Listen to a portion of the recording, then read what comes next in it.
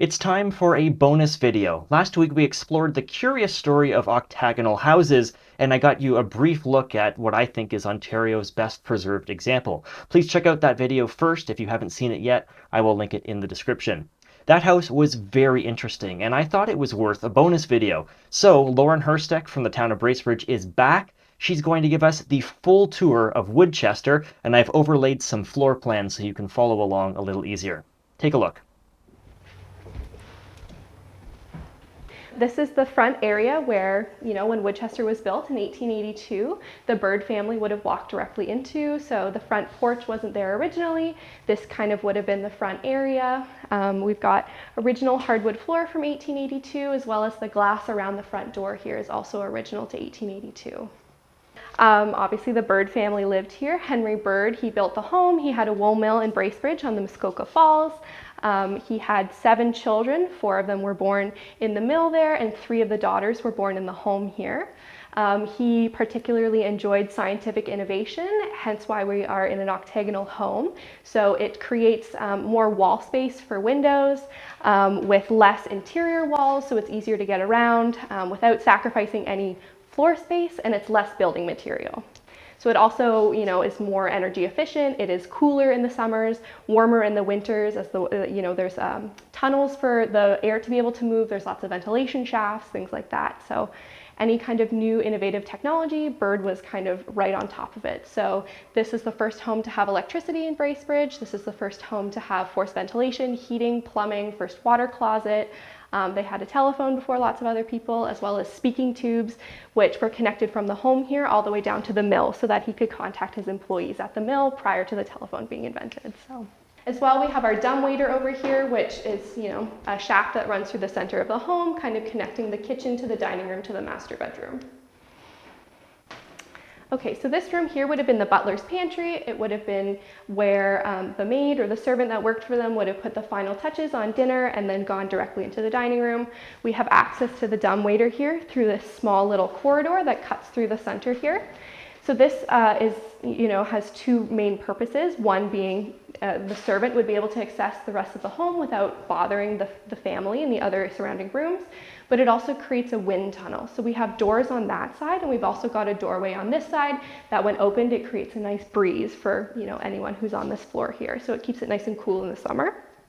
And then this side would have been the informal parlor, so where they would have done the newspaper, or read the newspaper, things like that, done some knitting, nothing too exciting.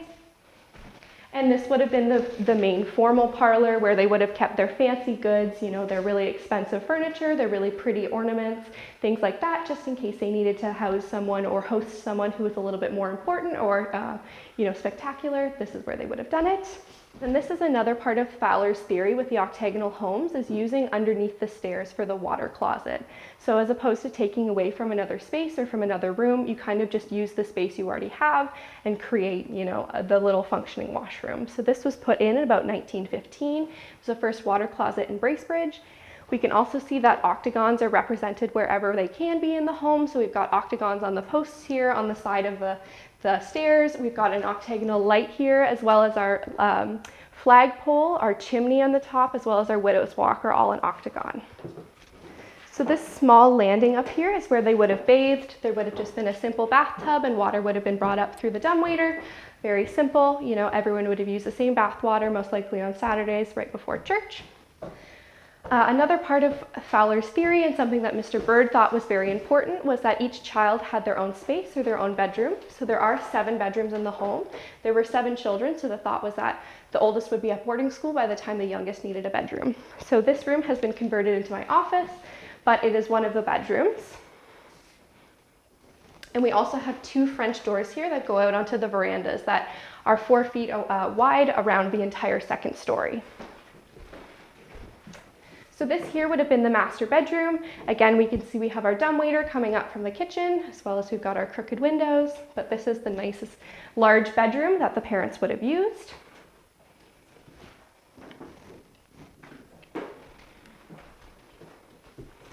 As I had mentioned earlier, 3 of the daughters were born in the home here, so this would have eventually been the nursery, and then after they were kind of old enough to have their own bedrooms, they would have gone to the other rooms, and this would have been the sewing area or Mrs. Bird's dressing room.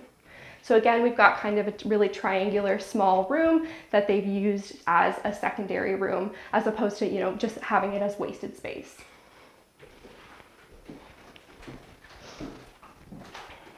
And then this is just another bedroom, most likely a girl's bedroom because of the proximity to the bath or to the master. And then this is just another example of how they kind of used every space possible, cupboards wherever they could, under every set of stairs. There was definitely no wasted space. And there's this bedroom in here as well, which is not a part of our heritage easement on the house, but it is still a bedroom. This wall wouldn't have been here originally, and it would have just been one big room. And then this is just the last bedroom down here on this floor.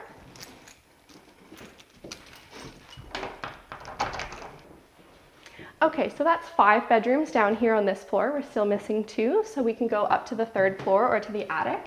So when they had someone working for them, this is where they would have slept up here, and then when not, it would have been where the boys would have slept. So there would have been 2 or 3 boys that would have slept up here. Oh wow, that's narrow. Yes, so I apologize, it is definitely a little bit dusty up here. We don't typically come up here, but it is definitely an integral part of the home, so. Well, I'm thrilled that I get the chance. Yes, Oh, oh yeah, that last please be step. careful, yes, absolutely. It's very dark and dusty. So this would have been a bedroom, probably for the boys, and it is significantly warmer up here. We can definitely see that the theory of heat rising in the octagonal home is very true. It's really quite warm and musty up here. But this would have been a bedroom for the boys, so, you know, one of them would have slept up here every day, and then if they were having sleepovers or anything like that, coming home from boarding school, this is where they would have stayed. Again, though, we have closets in almost all of the walls, so using that kind of underneath storage, and again, not letting anything go to waste. Okay, and then this is the 7th bedroom. So when they did have someone working for them, she worked for the family until about 1915. This is where she would have stayed. There would have been servants' quarters down in the basement, but she would have slept up here full time and then just gone down there to do her work.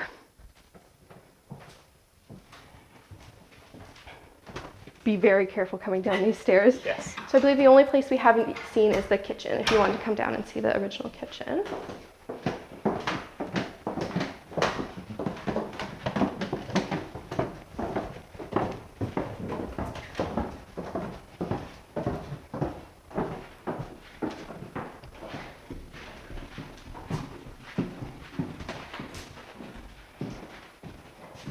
Again, we've got octagons on the posts here.